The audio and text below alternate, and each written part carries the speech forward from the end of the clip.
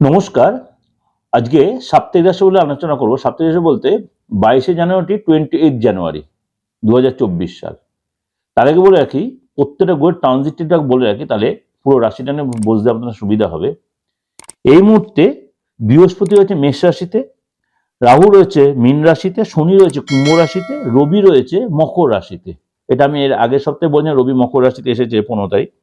এবং বুধ শুক্র মঙ্গল রয়েছে ধনু রাশিতে, কেতু রয়েছে কন্যা রাশিতে, আর চন্দ্র রয়েছে আপনার মিথুন রাশিতে। এই হলো সিচুয়েশন। চন্দ্র রয়েছে মিথুন রাশিতে। রবি 24 তারিখ উত্তরাষাঢ় নক্ষত্র থেকে শ্রবণ নক্ষত্রে গমন করবে। একটু আপনাদের বলে রাখি, প্রত্যেক 12 রাশির জন্যই, যাদের মনে করুন আপনার রবি জন্মছকে নেগেটিভ সিচুয়েশনে রয়েছে, বা মনে করেন জলরাশিতে পড়ে রয়েছে, বা নেগেটিভ নক্ষত্রে আপনার জন্মগত হরস্কোপে রয়েছে, তারা কিন্তু এই সপ্তাহটা একটু সাবধানে চলাফেরা করবেন বা সাবধানে কথাবার্তা বলবেন। আননেসে লোকে আপনাদের নিয়ে একটা আলোচনা করবে। যাদের রবি ডিস্টার্ব রয়েছে জন্মগত হরস্কোপ মাইন্ডি, তাদের জন্য বলছি, এবং প্রত্যেক জন্যই বলছি, কিন্তু তাদের জন্য বিশেষ করে একটু সতর্কভাবে কথাবার্তা বলা, সতর্কভাবে চলাফেরা। বিশেষ করে বাবা মার সাথে কোনো মতবিরোধ বা বাবা মার সাথে কোনো কন্ট্রাডিকশন, বাবা মার শরীরটা নিয়ে ডিস্টার্ব, এরকম কিছু হতে পারে। এবং আননেসেসারি লোকের কাছে একটা অপমানিত হয়ে যাওয়া, বা আননেস আপনার নিয়ে লোকে একটু আলোচনা করবে। এই যে গ্রহ রাশির ট্রানজিটটা এবার 12 রাশির ক্ষেত্রে কি হবে, এটা আপনাদেরকে আলোচনা করব। কর্কট রাশি। কর্কট রাশি এই সপ্তাহে কাজে প্রচুর উৎসাহ থাকবে, নতুন কাজের সুযোগ মিলবে, কাজের জায়গায় বসের সাথে আপনার সম্পর্ক যথেষ্ট ভালো হবে, এবং বসের কথা আপনি শুনবেন, এবং সহকর্মীদের সাথে কোথাও হয়তো ছোটখাটো আপনি ট্যুরে যেতে পারেন, বা তাদের সাথে কোনো পিকনিক করতে পারেন, বা কোনো পার্টি অ্যাটেন্ড করতে পারেন।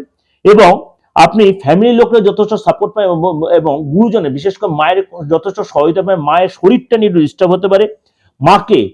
এবং আপনি যদি কোনো পুরুষ মানুষ হন, অবশ্যই বউকে অবশ্যই সম্মান দিন, এবং আপনি অবিবাহিত, আপনার যদি কোনো প্রেমিকা থেকে তাকে অবশ্যই সম্মান দিয়ে কথা বলেন এই সপ্তাহটা।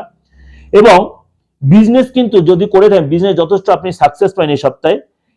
কোনো গুড নিউজ পেতে পারেন, আপনার পার্টনারের কাছ থেকে কোনো গুড নিউজ, বা কারোর কাছ থেকে কোনো গুড নিউজ পেতে পারেন এই সপ্তাহে যথেষ্ট।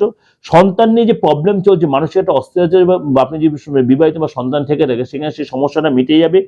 রাগ জেদটা কন্ট্রোল রাখুন। আপনার মাঝে মাঝে ভীষণ রাগ দেখে, রাগটা কন্ট্রোল না রাখলে কিন্তু অনেক সুযোগ হাতছাড়া হবে। বিশেষ করে যারা স্টুডেন্ট, এই সপ্তাহে কিন্তু পড়াশোনার প্রতি যথেষ্ট আপনার আগ্রহ দেখানো উচিত। মোবাইলটা অ্যাভয়েড করবেন এবং রাগটা কন্ট্রোল রাখবেন। গুরুজনদের সম্মান দেবেন।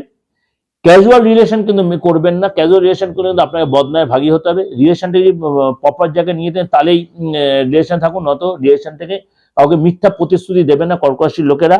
এবং তাহলে কিন্তু আপনার বিপদ বাড়বে, এবং তার কাছ থেকে কোনো হয়তো তার চোখের জলটা আপনার অভিশাপের মতো লাগবে।